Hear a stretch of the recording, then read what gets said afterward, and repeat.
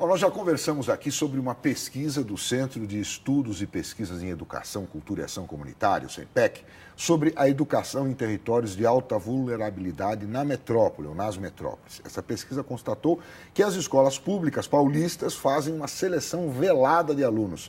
Mas um outro estudo dessa mesma pesquisa descobriu que as mães de alunos da periferia da cidade de São Paulo se organizam para escolher as melhores escolas para os seus filhos.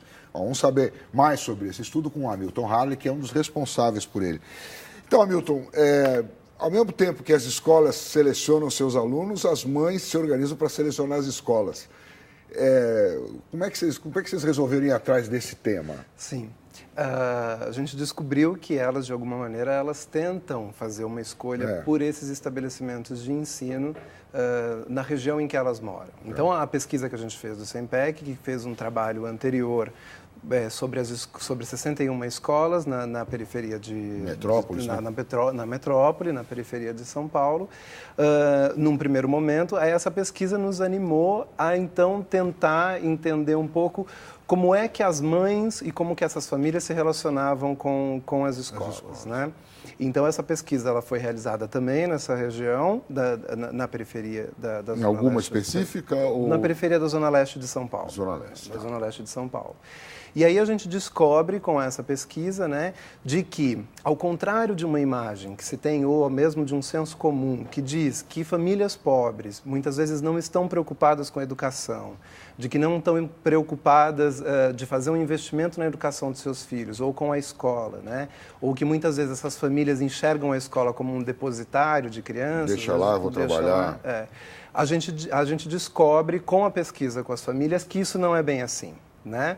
De que existe sim uma diferença, não é homogêneo, essa não é a regra, né? Existem, evidente, famílias que têm uma relação mais tensa com a escola e com a educação, porém nós encontramos famílias que, apesar de todas as suas dificuldades financeiras e precariedade de vida, elas tentam, sim, investir na educação de seus filhos, de alguma medida, e nesse processo de investimento na educação de seus filhos, uma das tentativas é de escolher uma escola que elas avaliam como uma escola de melhor qualidade, né? Tá.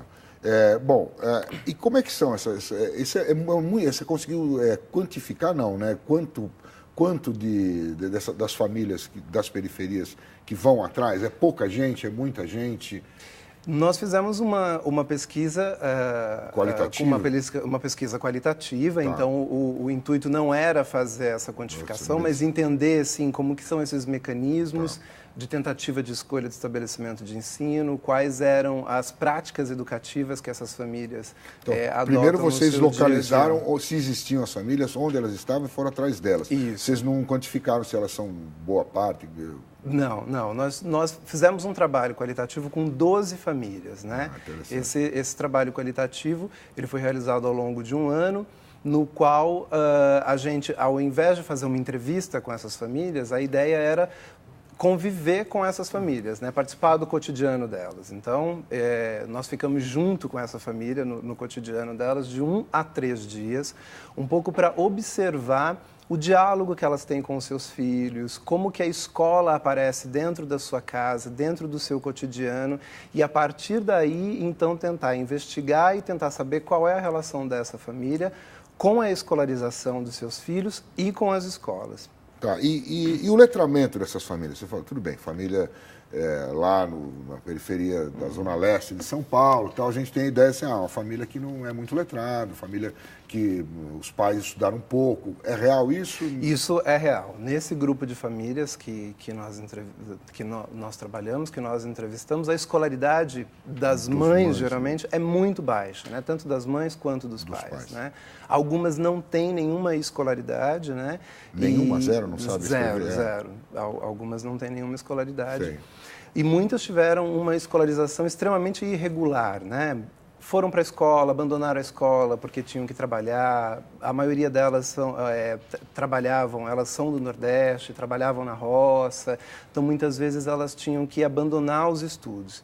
Então, a relação da vida delas, né, com a escola sempre foi uma relação muito difícil na própria vida delas. Elas trabalham? Suas mães trabalham? A maioria delas não trabalha, elas são donas de casa e elas, a atividade que elas mais exercem, assim, de maneira geral, elas trabalham como diaristas, né? Então elas estão ora em casa, ora fora, outras são apenas donas de casa.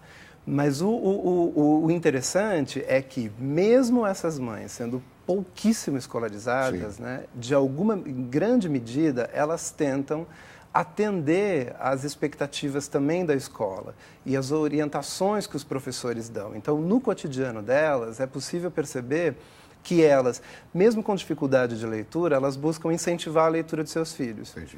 Então, elas pedem para os seus filhos lerem, elas incentivam que eles frequentem a biblioteca, elas gostam quando eles trazem livros da escola, mesmo que elas tenham essa dificuldade de leitura, né? Elas, por exemplo, elas tentam, em alguma medida, acompanhar o dever de casa. Elas sempre dizem que o dever de... Muitas vezes elas não entendem o dever de casa, né? Mas elas, de alguma maneira, organizam o seu cotidiano, ou tentam organizar o seu cotidiano, marcando um tempo para o seu filho fazer o dever de casa. E ela dá uma vigiada nele. Ela dá uma vigiada. É interessante que aquelas mães que não sabem ler, por exemplo, o acompanhamento que elas fazem do dever de casa e das atividades escolares é um acompanhamento afetivo, que é de sentar junto do seu filho dando uma força. E dando uma força, né? E muitas vezes elas condicionam a assistir TV, a brincar na rua, a conclusão do dever de casa. Mesmo que ela não saiba se ele fez ou não o dever, porque se ela não sabe ler, ela não saberia avaliar se o dever foi cumprido corretamente. Isso. E isso aconteceu. Pelo menos uma das mães relatou isso, que ela tem que confiar na filha, né? Ela vê que a filha está fazendo alguma coisa, ela não tem muito clareza do que é, mas a filha passa ali 1 hora fazendo uma atividade e diz, terminei o dever. Bom, tem uma coisa aqui que me chamou a atenção nessa pesquisa, nesse estudo que você fez, é que elas tentam escolher as escolas. Eu queria entender isso aí. Elas conseguem? Tentam, mas não conseguem? Tentam e conseguem? Em que medida elas conseguem fazer isso? É muito difícil elas efetivarem essa escolha, né? O processo que a gente percebeu que essas mães fazem, inicialmente, é de criar uma certa hierarquia entre as escolas. Então, existe a setorização de matrícula. Então, elas têm, de alguma maneira, existe um grupo de escolas que são um grupo de escolas que atendem aquela comunidade, né? Aquela clientela. Dentro desse grupo de escolas, as mães buscam muito antes de matricular os seus filhos, conversar com outras mães, vizinhas ou do território, perguntando um pouco como que é a questão da disciplina na escola, se os seus filhos estão se desenvolvendo bem. Então, elas acabam, a partir desses critérios, né, e desses diálogos que elas fazem entre elas fazem uma hierarquia. Então, elas consideram, essa daqui é a melhor escola, essa daqui é a pior escola. Então, mas num bairro X, elas não saem do seu bairro? Não, o limite é pequeno, até porque dificultaria muito o cotidiano levar. Geralmente são sempre 3 ou 4 escolas, né, que se relacionam também entre si, né, e que são escolas que podem atender aquela clientela. Sei, entendi. Então, quer dizer, elas se organizam, não é uma organização formal, é uma coisa assim de buscar informação. Isso, de buscar as informações. E uma grande limitação é que elas buscam as informações sobre as escolas, porém elas têm pouca informação sobre como funciona o processo de matrícula. Pois é. Então, elas... Por isso que acontece aquela seleção sobre a qual a gente já falou aqui. Sim, aí acaba acontecendo aquela seleção.